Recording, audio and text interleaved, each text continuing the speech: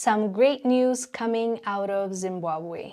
Zimbabwe is introducing a new gold-backed currency called ZiG.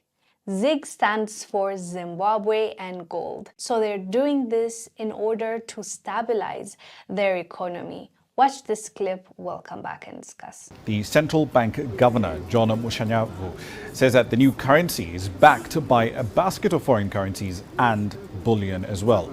He says the central bank will introduce a market-determined exchange rate for Zim Gold, which will initially trade alongside a basket of other currencies. The Zimbabwean dollars you just mentioned traded over 31,000 to the greenback on the 5th of April. Inflation also stood at over 55% in the month of March. Now, this announcement follows months of deliberations between the central bank and the finance ministry about how to arrest inflation and stabilize the Zimbabwean dollar.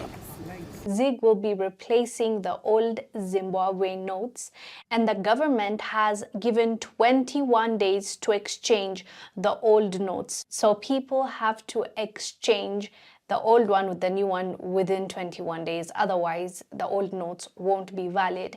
Although a lot of people still prefer to use the US dollar, but hopefully with ZiG's popularity growing, and once they start using it, they get to use it even more. Even though this is great news, having a currency that is backed by gold, there is skepticism from the people because they feel like they can't trust the central bank as much as they would like to. And that is because of what happened in 2008 when the Central Bank of Zimbabwe was printing notes while inflation had run out of control. And also in late 2016, they introduced a new currency called the bond note that was backed by the US dollar loan facility. Then the bond note crashed when the government began printing excess money. So clearly, the people have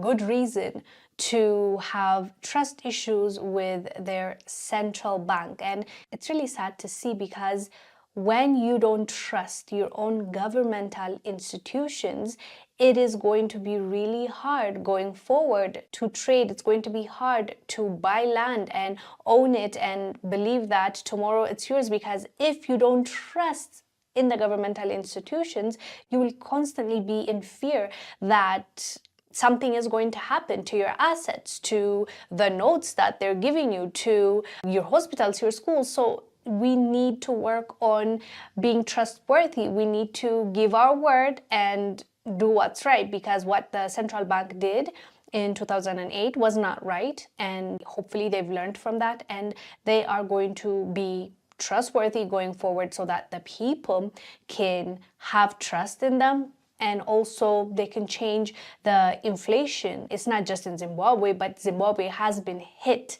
more than many countries in Africa.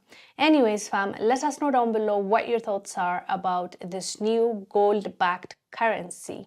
I'm Wongel Zelalem. I'll see you on the next one.